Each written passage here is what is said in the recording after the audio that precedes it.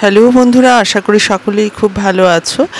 এটি হচ্ছে হাম্পির একটি মন্দির। হাম্পির উত্তর দিকে এই মন্দিরটি অবস্থিত, দুর্গা মন্দির। আর এটা হচ্ছে বালিদের কুলদেবতা দুর্গা মন্দির।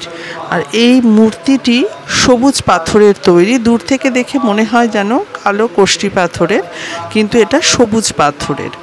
এই মূর্তিটির মধ্যে 4টি রূপ রয়েছে। ডান দিক থেকে দেখলে সরস্বতীর রূপ, মাঝখানে দুর্গা, আর বাঁ দিকে কালীর রূপ রয়েছে। আর পেছন দিকে রয়েছে বিষ্ণুর রূপ। তার জন্য যে পেছনের দুটো হাতে শঙ্খ আর চক্র রয়েছে, দেখতে পাচ্ছ। মূর্তিটি খুবই সুন্দর। তারপর আমরা চলে গিয়েছিলাম বালির গুহাতে। এটা হচ্ছে বালি কেভ, এখানে লেখা রয়েছে, দেখতে পাচ্ছ। এটা হচ্ছে এন্ট্রেন্স। এই বালি কেভের এন্ট্রেন্স কিন্তু দুদিক থেকেই আছে। এই একদিক থেকে ঢুকলে আর একদিকে বেরোনো যায়।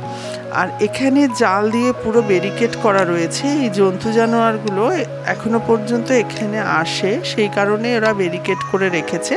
রাত্রে এখানে যাওয়া একেবারেই নিষিদ্ধ। আর বালি কেভটা বেশ বড় সড়ই ছিল, দেখতেই পারছো।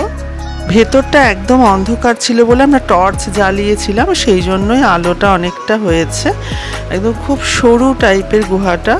আর এখানে একটা ছবি আমরা তুলেছি। আর এটা হচ্ছে নবগ্রহের সমস্ত মূর্তিগুলো রয়েছে এখানে।